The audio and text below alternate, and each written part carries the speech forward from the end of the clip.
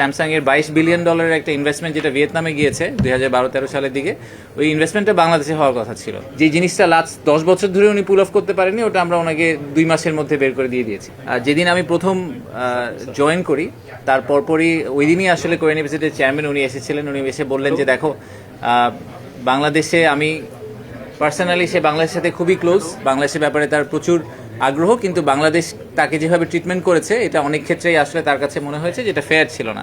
এরকম একটা গল্প আছে, উনি আমাকে নিজেই বললেন যে স্যামসাংকে উনি বাংলাদেশে অলমোস্ট নিয়ে চলে এসেছিলেন। যে স্যামসাং এর $22 বিলিয়ন একটা ইনভেস্টমেন্ট যেটা ভিয়েতনামে গিয়েছে 2012-13 সালের দিকে, ওই ইনভেস্টমেন্টটা বাংলাদেশে হওয়ার কথা ছিল।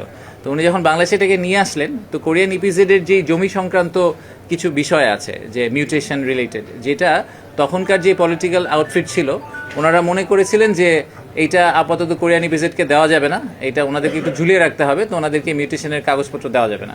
স্যামসাং যখন তাদের ডিউ ডিলিজেন্স করার চেষ্টা করলো তখন দেখলো যে জমির কাগজপত্র নাই, তো বললো আপনি এটা কবে দিতে পারবেন? উনি বললো যে আমি বলতে পারি না আপনাকে আমি কাগজপত্র কবে দিতে পারবো। And that's how Samsung decided to move out of Bangladesh.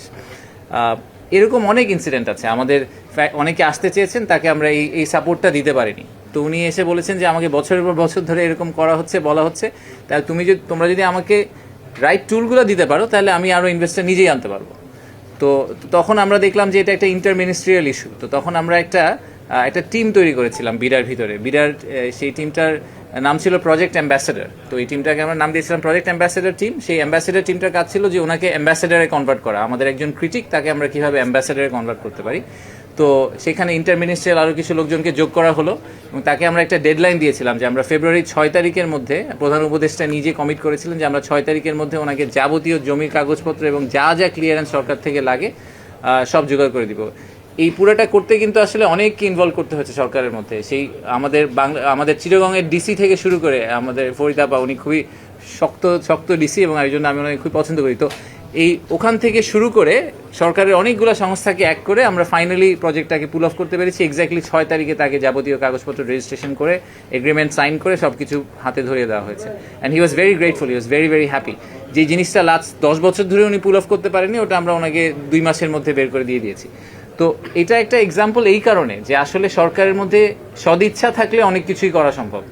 সরকার যদি একসাথে সবাই মিলে কাজ করে, সরকারের ভিতরের বিভিন্ন মন্ত্রণালয়, আন্তঃমন্ত্রণালয়ের যে টেরিটোরিয়াল ফাইট, সেই ফাইটটাকে বাদ দিয়ে যদি সরকার একসাথে কাজ করে এবং ইনভেস্টমেন্টকে প্রমোট করা, যেটাকে আমরা সবসময় বলি যে এমপ্লয়মেন্ট জেনারেশন ইজ দি